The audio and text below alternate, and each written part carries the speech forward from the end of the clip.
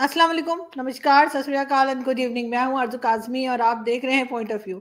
हमारे साथ हैं जी सुमित जैन साहब। आज येलो येलो डर्टी फेलो हम लोग बन के आए हैं। हमारा एक साथी गायब है, हम उसे सुबह से फोन कर रहे हो, मर तो नहीं गया।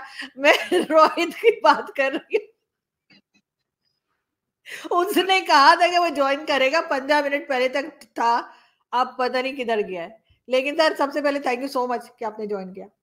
थैंक यू सो मच आरजू जी। मैं भी बड़ी चिंता में था, सुबह से मैं न्यूज़ सुन रहा हूँ कि कोई न्यूज़ न्यूज़ पता नहीं कवर आ गया कि उसके ऊपर कि आईएसआई उठा के ले गई या ये रॉ उठा के ले गया। कुछ भी न्यूज़ नहीं है, बिल्कुल सन्नाटा है। नोएडा से कोई न्यूज़ नहीं आ रही, ऐसा लगता है कि कोई बहुत बड़ा ऑपरेशन में वो लगा हुआ है। वैसे भी रॉ का आदमी तो आपने डिक्लेयर किया ही हुआ उसको। बिल्कुल ऐसा ही मुझे भी लगता है, क्योंकि अभी 10-15 मिनट पहले तक मेरी बात हुई थी, तब तक तो ठीक था। अब अगर पंखे से लटक गया हो तो मैं कुछ कह नहीं सकती, क्योंकि उससे नहीं, कुछ भी कल हो सकता है। कल मुझे उसने फ़ोन भी किया था कि मुझे नूडल्स चाहिए। मैं किसके लिए? कहता है पंखे से लटकना है। तो हो सकता है नूडल्स के साथ और नूडल्स से याद आया, आज मैं नूडल्स बना रही हूँ। तो वो खैर वो मैं शो के बाद खाऊंगी, लेकिन होपफुली आ जाए, शायद बीच में ज्वाइन कर ले, क्योंकि मैंने तो उसको कई बार कॉल किया है और वो फोन नहीं उठा रहा है। तो खैर हम उसे मिस कर रहे हैं। हो सकता है अपनी पिंक शर्ट धो रहा हूँ, क्योंकि आजकल बारहवीं का त्योहार है, तो पिंक शर्ट तो बड़ी पॉपुलर है। तो वो जब आता है पिंक शर्ट पहना होता है। मेरे पास इतने पिंक ड्रेसेस नहीं है जितनी पिंक शर्ट्स इसके पास है। और हो सकता है कि वो उनमें से कोई धो रहा हो पहनने के लिए, तो इसलिए लेट हो गया। अब वो जब शो देखेगा तो उसके बाद हमारा क्या हाल करेगा हम दोनों का, वो आप समझ सकते हैं। लेकिन हम सबसे पहले बात करेंगे इलेक्शंस की। कैसे देख रहे हैं आप इंडियन इलेक्शंस को? फेज 1 कंप्लीट हुआ है और उसमें आपका क्या ख्याल है कि क्या किस तरफ जाता हुआ नजर आ रहा है? आरज़ू जी, आपकी मेरी सिचुएशन बिल्कुल सेम है। आप भी भारत से बाहर बैठी हैं, मैं भी भारत से बाहर ही बैठा हूँ। और बाहर से जो चीज़ें हैं बड़ी क्लियरली दिखती हैं ईगल्स आई की तरह। और चाइना के अंदर इतनी खलबली है भारत के इलेक्शंस को लेकर मैं बता नहीं सकता। और मैं पाकिस्तान के अंदर भी देख रहा हूँ कि इतनी तो डिस्कशन भारत में नहीं हो रही जितनी पाकिस्तान में भारत के इलेक्शंस के बारे में हो रही है। भई आपके वहाँ पर पाकिस्तान के इलेक्शंस के बारे में कोई भी बातचीत नहीं हो रही थी क्योंकि आपको पहले ही पता था कि रिज़ल्ट क्या आने वाला है। लेकिन चाइना में भी खलबली है कि क्या हो रहा है।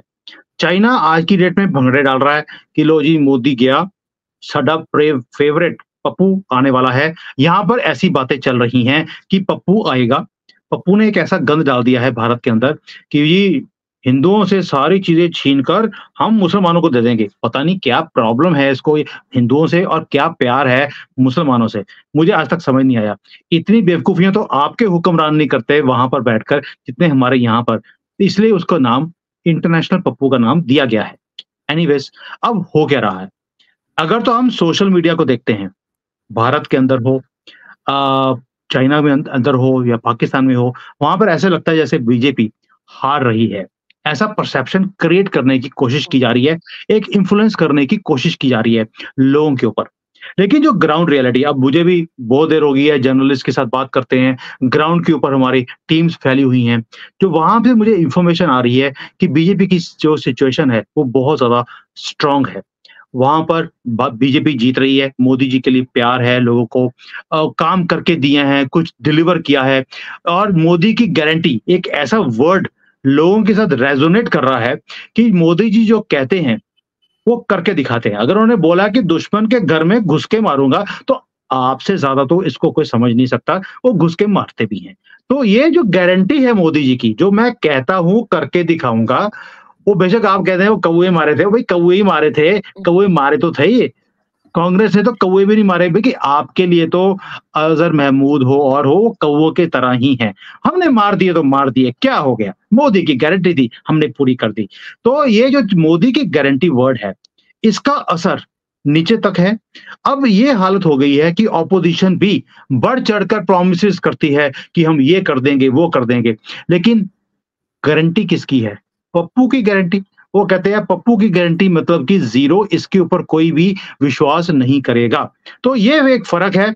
देखते हैं 4 जून को पता लगेगा कि ईद बनेगी बिल्कुल। या दिवाली। बिकॉज सर खैर ईद और दिवाली दोनों होना चाहिए। बहरहाल दोनों कम्युनिटीज जो हैं, बल्कि जितनी कम्युनिटीज भारत में रहती हैं वो मिलजुल कर रहें वही अच्छा है। लेकिन बात ये कि सिर्फ हम ये बात नहीं कर रहे कि कहाँ पर घुस के मारेंगे और कहाँ पर नहीं है, चाहे चाइना हो या पाकिस्तान। लेकिन जो भी गवर्नमेंट आती है, चाहे वो पाकिस्तान की हो, चाहे जैसे मर्जी आई हो, या किसी भी दूसरे देश की, पब्लिक ये चाहती है कि उसको जो है वो रोजगार मिले, जॉब्स मिले, घर हो, एजुकेशन हो, हेल्थ सेक्टर में हो, और जॉब्स वगैरह। इस चीज में आपके ख्याल से किस तरह से बीजेपी जो है वो आगे बढ़ेगी? क्योंकि बहुत बार ये भी कहा गया कि काफी लोग जो हैं वो अभी तक जॉब के इंतजार में है। खैर इतनी बड़ी पॉपुलेशन को देना मुश्किल होता है, मैं एग्री करती हूँ, आसान काम नहीं है, लेकिन फिर भी आपको लगता है कोई नई चीज लेकर इस बार बीजेपी आएगी? देखिए आरजू जी, पहली बात यह है कि हमारी जो पॉपुलेशन है वो बहुत तेजी से बढ़ रही है। अब इतनी बड़ी पॉपुलेशन को, और सबसे यंग पॉपुलेशन है, ये भी आपको मालूम है दुनिया में। अब इतनी पॉपुलेशन जो बढ़ती जा रही है, गवर्नमेंट का काम बिजनेस करने का नहीं है। ये मोदी जी बार बार बोलते हैं, government's business is not to be in business. हमारा काम है लेजिस्लेशन को क्रिएट करना, अपॉर्चुनिटीज को क्रिएट करना। क्या गवर्नमेंट वो अपॉर्चुनिटीज क्रिएट कर रही है? Answer is yes. दुनिया भर की जो कंपनीज हैं भारत में आ रही हैं। आपके तो वहां पे बड़े शोज आपने भी किए हैं, कभी आईफोन सुन लेते हैं। मुझे तो कई बार आपसे पता लगता है कि भारत में कौन कौन सी कंपनीज अभी प्रोजेक्ट लगाने वाली हैं। हमें भी इतना पता नहीं होता जितनी नजर आपकी होती है। और कितनी जॉब्स उसमें क्रिएट होने वाली हैं वो भी मुझे पाकिस्तान के चैनल से पता लगता है। भारत के जो चैनल वाले हैं इतने निकम्मे हैं, कोई बात ही नहीं करता कि जैसे कि भारत में कोई तरक्की ना हो रही हो। जैसे अभी आपने बोला कि एप्पल है, आप ही का शो था एक जिसमें आपने बोला कि 5 लाख तो जॉब्स क्रिएट होने वाली हैं भारत में, सिर्फ बिल्कुल। एप्पल ने बोला है। ऐसे ही सैमसंग ने पूरा अपना ऑपरेशंस चाइना से बंद करके भारत में लेकर आ गए हैं। अभी जितनी इलेक्ट्रॉनिक कंपनीज हैं सबने मैन्युफैक्चरिंग भारत में शुरू कर दी है, ना कि शुरू करेंगे, शुरू कर दी है। टेस्ला वाला ऑलरेडी यहाँ पर धक्के खा रहा है, आने की बात करता है कि मुझे यहाँ पर फैक्ट्री लगानी है भारत में। रीजन क्या है? चाइना में उसने फैक्ट्री फैक्ट्री लगाई कि मैं वहां से बैठकर मैं चाइना को भी सप्लाई करूंगा, भारत में भी सप्लाई करूंगा। मोदी जी ने एक भी गाड़ी उसकी आने नहीं दी भारत के अंदर। अब उसे भारत में फैक्ट्री लगानी पड़ेगी। फैक्ट्री लगाएगा, तरक्की आएगी। आप भी समझते हैं कि छोटी फैक्ट्री नहीं लगेगी टेस्ला की, और उसकी मजबूरी भी है क्योंकि चाइना ने टेस्ला की वाट लगा दी है। यहाँ पर टेस्ला के बराबर की पूरी टेक्नोलॉजी कॉपी करके बराबर उसकी कंपनी गाड़ियां निकालनी शुरू कर दी चाइना ने, आधे प्राइस पर। टेस्ला की गाड़ियां अब बिकी नहीं रही हैं। तो ये अपॉर्चुनिटीज हैं जो भारत में क्रिएट हो रही हैं because of situation, because of policies. ये इसका फर्क पड़ रहा है और अगले टर्म में वाकई में फर्क पड़ेगा। रोहित जी, बहुत अच्छा लगा कि आप आ गए हैं। मैं तो ढूंढ रहा था कि शायद आपके गले पे कोई नूडल बंधे होंगे, आप नूडल से लटकने की कोशिश कर रहे होंगे, लेकिन वो चाइनीज नूडल थे, बच गए आप, तो अच्छा हो गया। ऐसा ही है, क्योंकि ना फोन उठा रहे थे ना जवाब दे रहे थे। मुझे लगा पता नहीं कहाँ चले गए, सीमा इधर से मिलने ना चले गए हो जो इनके घर के पास रहती है, हो सकता है वहां गए हो। नहीं, तो ये अज्जू अज्जू से पूछने गए थे कि तू पाकिस्तान जाके आई थी, कैसी रही? हाँ, वेट तो कर आप ले, कहाँ थे आप? वेट कर लेते। मैं जरा मुझे एग्जैक्ट टाइम नहीं पता था प्रोग्राम का, माफी चाहूंगा। और साथ में थोड़ा बहुत आगे पीछे हो जाता है, आप लोगों ने स्टार्ट कर दिया तो फाइन, इट्स गुड। हाँ नहीं बिल्कुल, और हम यही बात कर रहे थे, आपको भी उसमें यकीनन आपसे भी पूछेंगे कि डिफरेंट कंपनीज जो आ रही हैं भारत में, इंटरनेशनल कंपनीज, उसकी बात कर रहे थे सुमित सर। तो हम यही कह रहे थे बीजेपी के लिए नया चैलेंज क्या होगा, या नई होप पब्लिक को उन्होंने क्या दी है कि अगर इलेक्शन में जीत गए तो आपके ख्याल से क्या नया लेकर आएंगे? इस क्वेश्चन में तो इनहेरेंट ही एक बात है कि बीजेपी जीत रही है, और उधर मैं अभी एग्री नहीं करूंगा। देखो सुमित जैन साहब जो है आजकल जो ट्विटर पे पोस्ट डाल रहे हैं, ऐसा लगता है कि बीजेपी ने नेक्स्ट होम मिनिस्टर ही नहीं बनाना है। तो ऐसे ऐसे ट्वीट डाल रहे हैं कि जैसे बीजेपी जीत ही गई हो, ठीक है। लेकिन बीइंग अ जर्नलिस्ट, मैं अपने इलेक्शन कमीशन पे पूरा विश्वास करता हूं, और लोगों जिस तरीके का हमें वोटिंग पैटर्न दिख रहा है उससे आगे बाद में पता चलेगा कौन जीतेगा, लेकिन अभी हम नहीं बोल सकते। दूसरी चीज, आगे आने वाले टाइम में इंडिया के सामने एक बहुत बड़ा चैलेंज है सेमीकंडक्टर का, जो कि प्राइम मिनिस्टर मोदी ही दे रहे हैं, प्राइम मिनिस्टर मोदी ने दिया है। और आगे हम सेमीकंडक्टर पे, आर्टिफिशियल इंटेलिजेंस पे, और हम लोगों को एक एक्सपोर्ट ओरिएंटेड इकोनॉमी नहीं बनानी है, लेकिन एक्सपोर्ट पे फोकस जरूर करना है। मेक इन इंडिया जब शुरू किया था तो रघुराम राजन ने बोला था कि ये मेक इन इंडिया नहीं होना चाहिए, ये मेक फॉर इंडिया होना चाहिए। हमारे मेक इन इंडिया ने बहुत अच्छा काम किया है। मोर रिसेंटली हम लोग सब कुछ एक्सपोर्ट कर रहे हैं। सब कुछ एक्सपोर्ट का मतलब हम अभी ब्रह्मोस 5 दिन भी नहीं हुए, ब्रह्मोस हमने दिया। साथ में हम लोग गन्स एक्सपोर्ट कर रहे हैं। डिफेंस की बात कर रहा हूँ, अभी डिफेंस सेक्टर की बात करते हैं। हम लोग गन्स एक्सपोर्ट कर रहे हैं, हम लोग अपना तेजस एक्सपोर्ट की बात कर रहे हैं। अगर बात करें तो मेड इन इंडिया आईफोन्स अब इंडिया के लिए ही नहीं बन रहे, हम एक्सपोर्ट भी कर रहे हैं। हम और क्या क्या एक्सपोर्ट कर रहे हैं, हम सॉफ्टवेयर सबसे बड़ा एक्सपोर्ट है इंडिया का। साथ में हमारा एक्सपोर्ट है सिलिकॉन चिप्स, हमारा एक्सपोर्ट है मैन्युफैक्चर्ड गुड्स, हमारा एक्सपोर्ट है लैपटॉप्स, हमारा एक्सपोर्ट है मोबाइल फोन्स।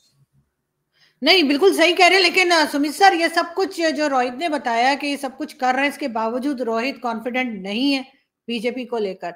लेकिन खैर सही है, इलेक्शन का रिजल्ट आएगा तभी पता लगेगा। लेकिन आपकी ट्वीट्स वगैरह पे बड़ा इतराज है, उनको क्या क्या लिख दिया आपने? सही, वो जर्नलिस्ट है और हर एक को अपना हक है अपने ओपिनियन देने का। मैंने अपने ओपिनियन दिए हैं, अपने सारी एनालिसिस के बाद इन्होंने अपना ओपिनियन दिया है। हो सकता है कि ये ठीक हो। मैं पहले बोल रहा हूँ, ईद बनेगी या दिवाली, ये 4 जून को पता लगेगा। तो 4 जून की वेट करते हैं। दोनों मनाइए ना, सिर्फ ईद या दिवाली क्यों? ईद भी और दिवाली भी दोनों ही मनाइए। ये समझिए, हम इंडिया में हैं, वो आप दोनों का एक पाकिस्तान में, देखो मैंने इंडिया इसीलिए फक्र से लिखा भी हुआ है, रोहित शर्मा इंडिया। तो एक पाकिस्तान में है और एक चाइना में है, जहां पे आप सच नहीं बोल सकते। मैं बोल रहा हूँ, ठीक है। और हमारे इलेक्शन जो हैं रोहित भाई चाइना में होते हैं। बस वही फर्क है कि आप इंडिया को फॉलो करते हैं, मैं भारत को फॉलो करता हूँ। इस चीज का बड़ा फर्क रहेगा। तो इसलिए हम इसके ऊपर बात नहीं करें तो अच्छा है। Oh my God. अच्छा, इसलिए क्योंकि हमारी एक पार्टी है, हमारे कंट्री की एक पार्टी है, जिसके चीफ ने आपके कंट्री की एक पार्टी से सीक्रेट अलायंस किया था। तो मैं आप उसी इंडिया को फॉलो करते हैं। देखिए, जो लीडर की आप बात कर रहे हैं, जिन्होंने हमारे कंट्री में आकर सीक्रेट एग्रीमेंट किया था, वही इंडिया वाले हैं। और मैं इसलिए उनको कभी भी सपोर्ट नहीं कर सकता, क्योंकि जो बेशर्मी से आकर इन्होंने हमारी जिंदगियों के सौदे किए थे भारतीयों के, वो कभी भी हम भारतीय भूल नहीं सकते। और उस गद्दारी के लिए उनको सजा मिलेगी, आप चिंता मत कीजिए।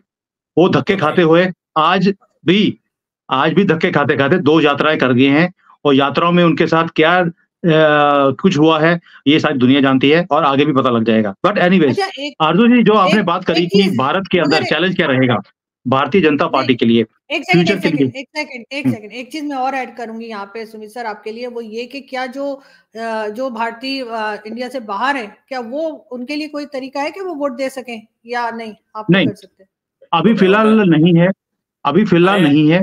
आगे सिस्टम बन रहा है। हम लोगों ने जो डिटेल में जो इलेक्शन कमीशन के लोग हैं उनसे बात करी थी। हम लोग रजिस्टर कर सकते हैं अपने आप को, लेकिन फिजिकली वोटिंग करने के लिए भारत आना पड़ेगा। बाहर से बैठकर अभी हम वोटिंग नहीं कर सकते। हम रजिस्टर कर सकते हैं आने से पहले, और उसके लिए फिर लेकिन फिजिकल प्रेजेंस की जरूरत है। लेकिन अगर हम एसेंशियल सर्विसेज में हैं, जैसे कोई एम्बेसीज में काम कर रहा है, अगर वो वोटिंग करना चाहे तो वो बैलेट पेपर जो है बाकी रिमोट से वो वोटिंग कर सकते हैं, लेकिन वो सिर्फ चुनिंदा लोगों के लिए अवेलेबल है। हेलो, लिसन, उनके लिए पोस्टल बैलेट होता है, जैसे हमारी वही कह रहा हूं मैं, पोस्टल बैलेट ही बोल रहा हूँ, उनके लिए अवेलेबल है जो एसेंशियल सर्विसेज के अंदर। आप लोगों के लिए अभी आप लोगों को इंडिया को आना पड़ेगा, नो डाउट, लेकिन आप लोगों के लिए पोस्टल बैलेट होता है। अगर आप बाहर हो तो पोस्टल बैलेट होता है। आप फॉरेन कंट्री से वहां पे बैठ करके अगर आप एम्बेसी को बोले तो वो जुगाड़ कर देते हैं कई बार। नहीं, पॉसिबल ही नहीं है।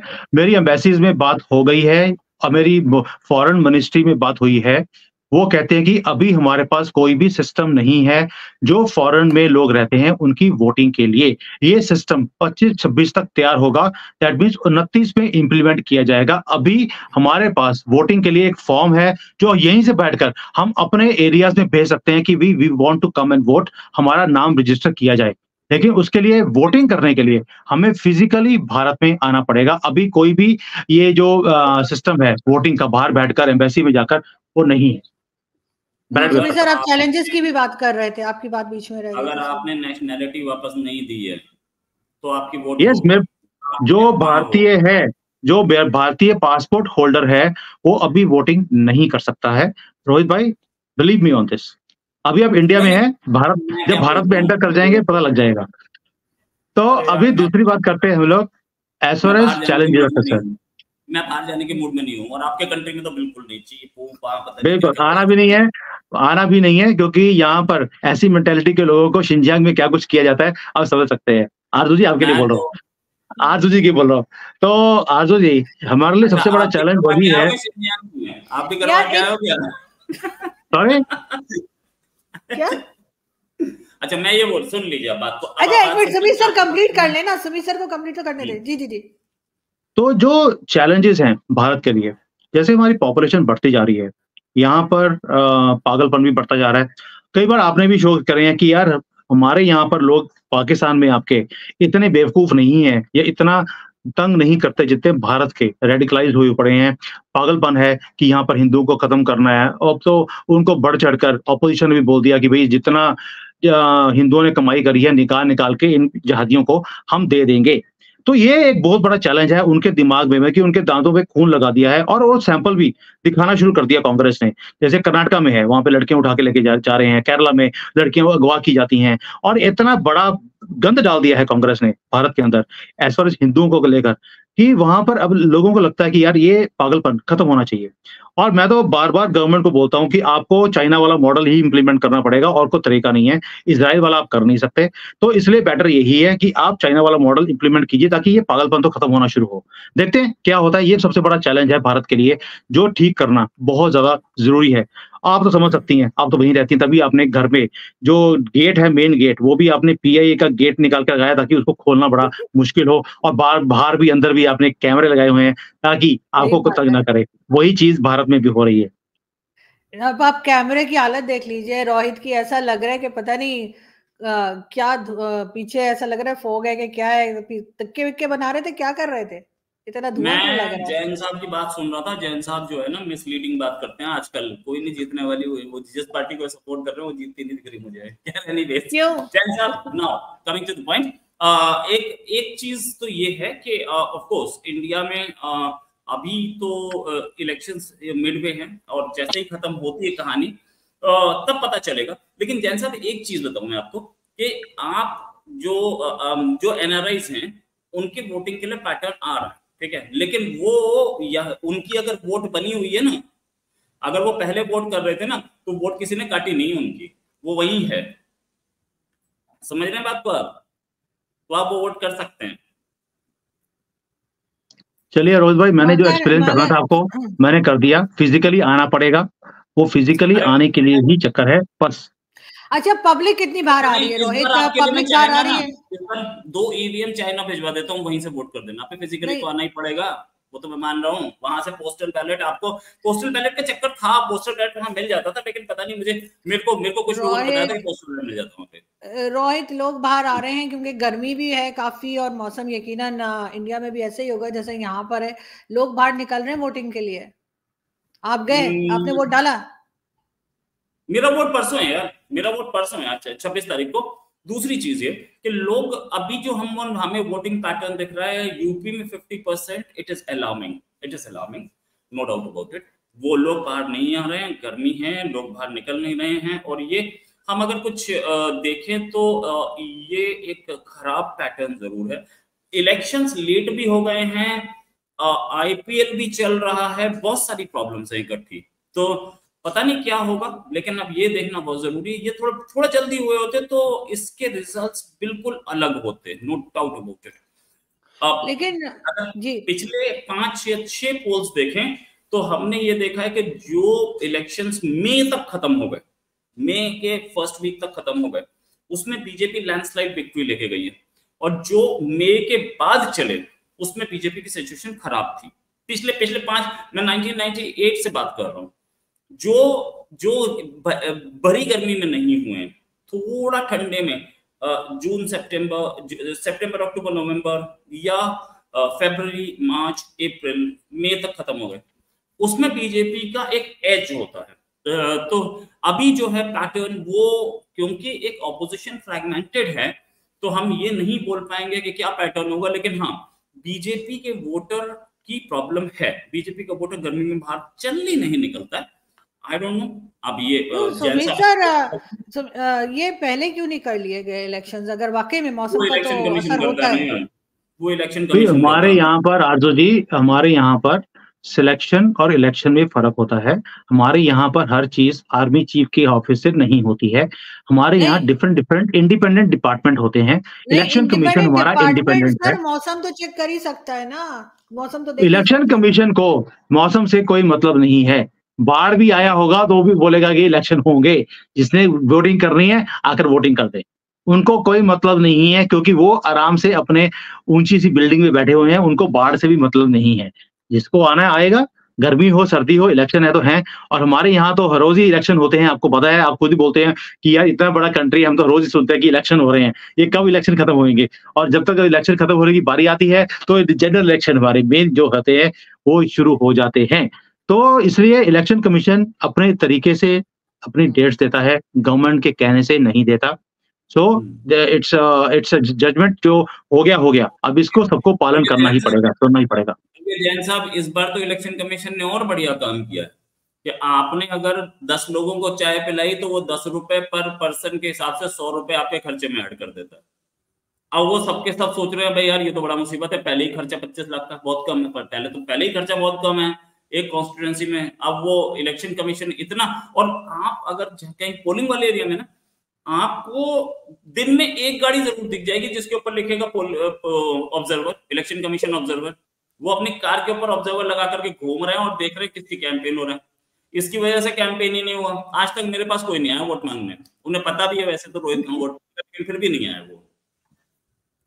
लेकिन उसका रीजन एक और भी है। देखिए रोहित भाई, दिस इलेक्शंस जो आंकड़े हैं लोगों के, वो कम से कम 1 लाख करोड़ रुपए से ज्यादा खर्चा होने वाला है। This are going to be one of the most costly elections ever.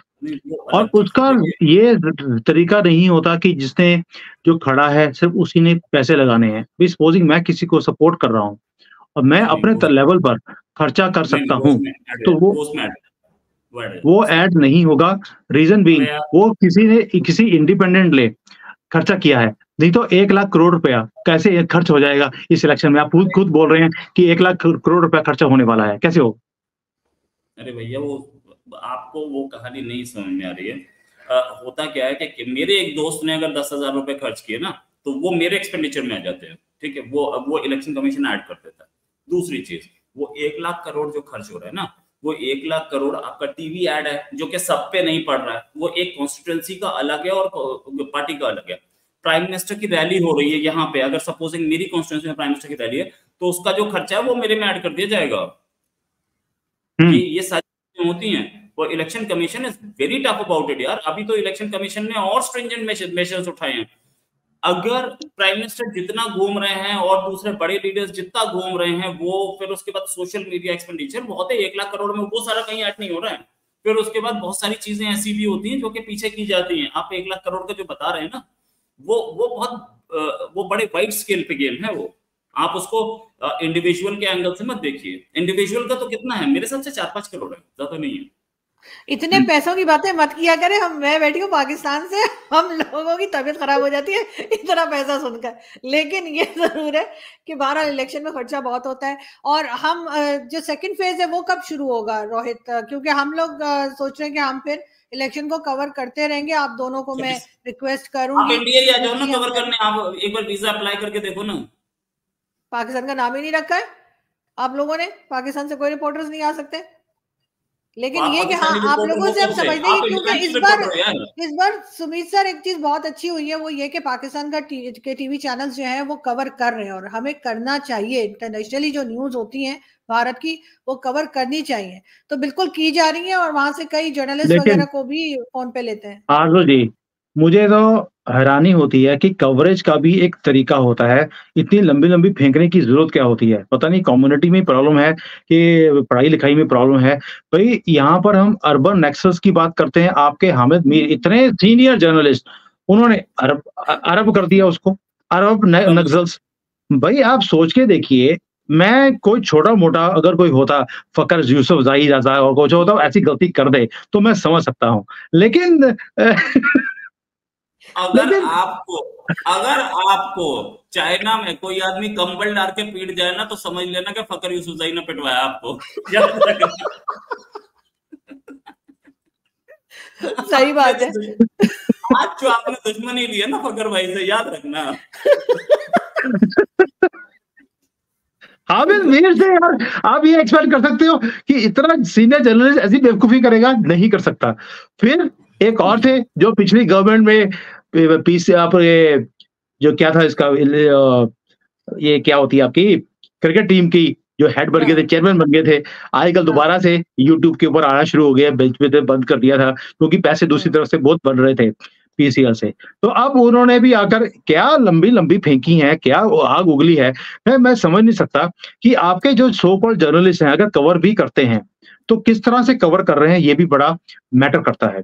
वहाँ पर एक ही चीज़ दिखाई जाती है, देखिए हेट स्पीच दे दी मोदी जी ने, ये तो बिल्कुल ओपनली बोलना शुरू कर दिया, अरबों के खिलाफ बोलना शुरू कर दिया, मुसलमानों के खिलाफ। इसको कवरेज नहीं बोलते हैं, इसको बोलते हैं लंबी-लंबी फेंकना।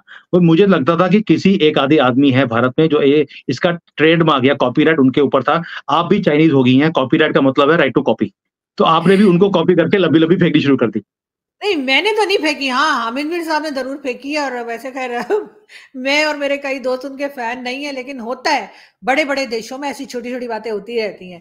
बहुत शुक्रिया कि आप दोनों ने आज जॉइन किया एंड आई होप कि हम दोबारा फिर बात करेंगे नई अपडेट्स के। जब तक तो रोहित की पिक्चर आ चुकी होगी ट्विटर के ऊपर यूँ करके के यूँ करके यूँ करके ये ऐसे हमारे अंगूठे पे लगते हैं, हमारे अंगूठे पे लगता है। तो किसी ने ट्विटर पे लिखा था कि ऐसे-ऐसे अंगूठे देखे हमने तो सोशल मीडिया पे कि अपना अंगूठा अच्छा लगने लगा। तो मेरा ख्याल है उसी तरह होगा। नहीं, ये डेमोक्रेसी की असलियत है कि आप जो इलेक्शन वोट करने टाइम दिखाते हो, वही चीज आपको रिजल्ट्स के बाद पॉलिटिशियन दिखाते हैं। हमें पॉलिटिशियंस ये दिखाते हैं, आपको ये दिखाते हैं, तो फर्क पड़ता है।